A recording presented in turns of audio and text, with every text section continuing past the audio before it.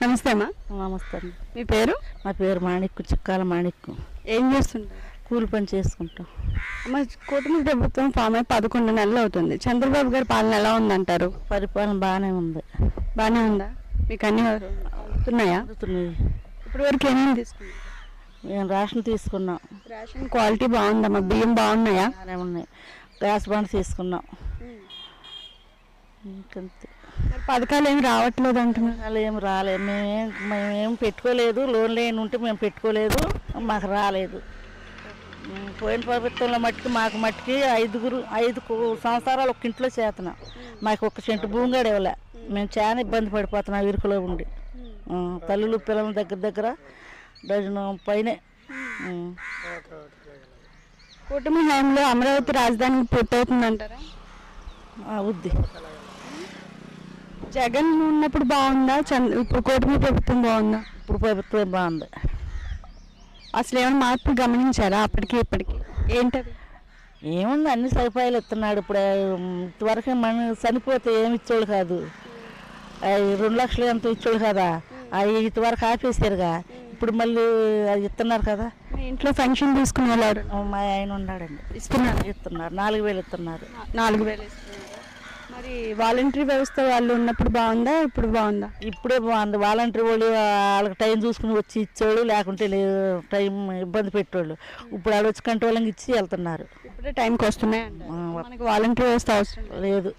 అన్న క్యాంటీన్ గురించి చూసారా? చూసాం. అన్నాడైనా భోజనం చేసాకే చేయలేదు. కానీ ఇంతవరకు అన్న క్యాంటీన్ తీసేస్తున్నప్పుడు చాలా పేదవాళ్ళు చాలా ఇబ్బంది పడ్డారు. ఇప్పుడు అన్న క్యాంటీన్ పెట్టిన తర్వాత పేదవాళ్ళు అందరూ భోజనం కడుపునిండా తింటున్నారు. పిల్లలు స్కూల్కి వెళ్తున్నారు. ఏ స్కూలు? చేటపూర్ హై స్కూల్కి. ఎలా ఉంది స్టడీ బాగా. మా మనవాడు పాస్ అయ్యాడు.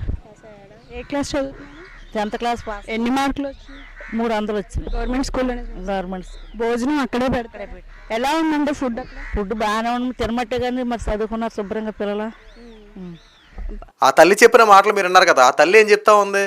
మాది ఉమ్మడి కుటుంబం, నాకు 3 పిల్లలు, సంవత్సరాలన్నీ ఒకే కుటుంబంలో జరుగుతూ ఉన్నాయి. జగన్మోహన్ రెడ్డి 5 సంవత్సరాల పరిపాలన మాకు ఇళ్ల స్థలం రాయలేదని చెప్పి బాధపడతా ఉంది. ఇక్కడ మీకు అర్థమైపోయి ఉండాలి, పార్టీ భేదాలు చూపించారో లేదో మీకు ఇక్కడ అర్థమైపోద్ది. చాలా వరకు ఈడు టీడీపీ వాడా, అరే ఈడు ఇళ్ల స్థలం రాయమాకండి, అరే ఈడు టీడీపీ వాడరా, జనసేన వాడరా, ఈడు ఇళ్ల స్థలాలు కానీ ఫంక్షన్లు కానీ రాయకండి అని చెప్పి పక్కన పెట్టినేసినటువంటి చాలా వరకు ఉన్నాయి. ఈరోజు కూటమి ప్రభుత్వం అలా చేయట్లేదే. ఫంక్షన్దారుల విషయంలో కూడా ఆడు వైసీపీ వాడా, టీడీపీ వాడా, జనసేన వాడని చోట్ల అర్హులైన ప్రతి ఒక్కరి ఫంక్షన్ అందాలి. ఇక్కడ పాయింట్ నోట్ చేసుకోండి. అర్హులైన ప్రతి ఒక్కరి ఫంక్షన్ అందాలి. అనర్హులు వైఎస్ఆర్సీపీ పార్టీ అధికారంలో ఉన్నప్పుడు నీ కళ్ళు బాగానే ఉంటాయి, నీ చేతులు బాగానే ఉంటాయి, అయినా నువ్వు వికలాంగుడివే అంటూ ఇలాగా గవర్నమెంట్ సొమ్ము కాసిపడి అనేక మంది తప్పుదోరణ ఫంక్షన్లు తీసుకున్న వాళ్ళు అనేక మంది ఉన్నారు. ఈ కూటమి ప్రభుత్వం అధికారంలోకి వచ్చిన తర్వాత ఈ ఫంక్షన్లన్నీ ఏరేసింది. ఈరోజున కూటమి ప్రభుత్వం సుమారు 2 లక్షల చిల్లర అన్నటువంటి అనవసరపు, ఎందుకంటే అర్హులు కాకుండా ఉన్నటువంటి ప్రతి ఫంక్షన్లు తీసేసింది. అర్హులైన ప్రతి ఒక్కరికి ఈరోజు న్యాయం జరిగేలా చంద్రబాబు నాయుడు గారు చర్యలు తీసుకుంటా ఉన్నారు. అంతేకాకుండా ఇళ్ల స్థలాల పంపిణీ విషయంలో కూడా నూతనంగా శ్రీకారం చుట్టారు.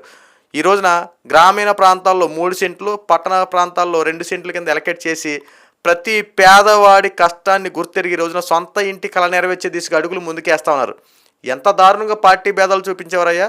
రైతు భరోసాలు వచ్చేవి కాదు, ఏదైనా అమ్మఒడులు వచ్చేవి కాదు, గవర్నమెంట్ నుంచి వచ్చే ప్రతి పథకానికి పార్టీకి ముడిపెట్టేసి వైసీపీ వాడు అని చెప్పి, టీడీపీ పార్టీ అని చెప్పి, జనసేన పార్టీ అని చెప్పి విభేదాలు సృష్టించేసి పార్టీ భేదాలు పెట్టేసి ఫంక్షన్లు ఆపేసి రకరకాలుగా ఇబ్బంది పెట్టినటువంటి మీరు ఈ రోజున ప్రజల కోసం ముసల కన్నీరు కారుస్తున్నట్టు మాటలు మాట్లాడడం ఎంతవరకు కరెక్టో?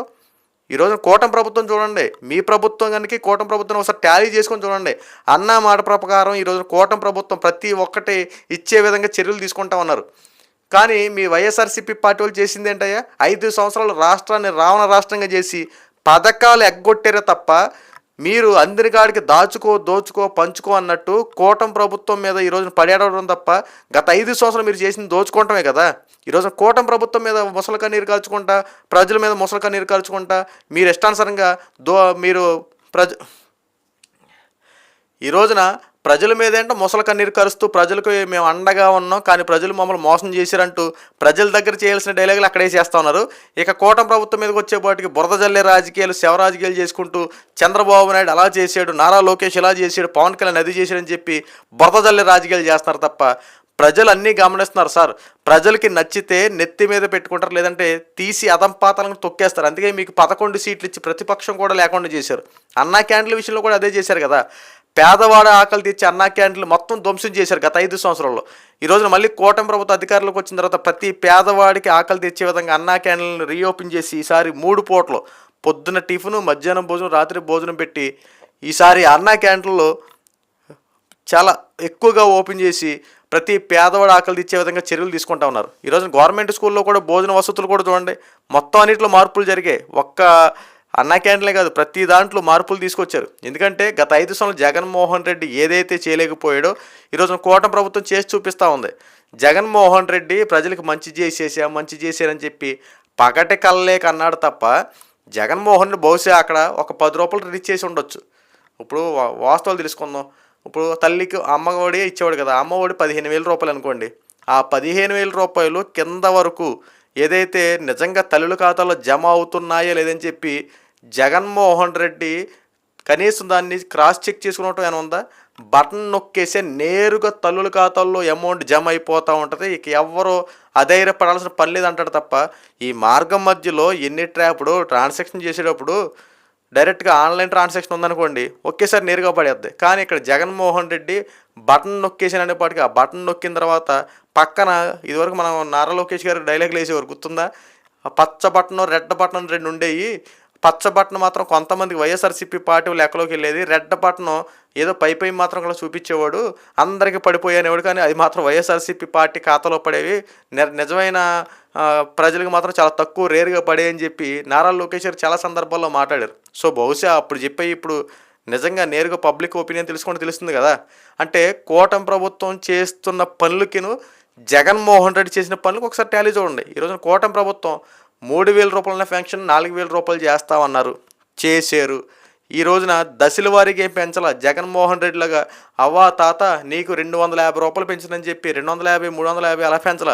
అన్నా మాట ప్రకారంగా డ్యామ్ షూర్గా 3,000 రూపాయలు ఉన్న పెన్షన్ని 4,000 రూపాయలు చేశారు. అక్షరాలు అలా ఇస్తున్నారు. వికలాంగుల పెన్షన్లో కూడా 3,000 రూపాయలు ఉన్నటువంటి వికలాంగుల పెన్షన్ని 6,000 రూపాయలు చేశారు, అలాగే ఇస్తున్నారు. పూర్తిగా మంచానికి పరిమితమైనటువంటి వికలాంగులకి జగన్మోహన్ రెడ్డి 6,000 వస్తే చంద్రబాబు నాయుడు గారు దాన్ని 15,000 రూపాయలు చేసి ఈ రోజున ప్రతి ఒక్కరికి పెన్షన్ అందేలా ఈరోజు చర్యలు తీసుకుంటున్నారు. ఇప్పటికైనా ప్రభుత్వం చేసే పనులకి సహకరించడం తప్ప ఏదైతే ప్రజలకి గతంలో మీరు ఏం చేయలేకపోయే రోజున కూటమి ప్రభుత్వం చేసి చూపిస్తుంది. వెనకుండి సపోర్ట్ చేయండి, లేదంటే ప్రశాంతంగా కూర్చోండి తప్ప, అంతే తప్ప బురద జల్లే రాజకీయాలు, శవ రాజకీయాలు చేసుకుంటా ఉన్నది లేనట్టు లేనిది ఉన్నది క్రియేట్ చేసి ప్రజలను మభ్య పెడితే రెడ్ బుక్ రెడీగా ఉంది. ఖచ్చితంగా చట్టపరంగా అందరి మీద చర్యలు తీసుకోబడతాయి.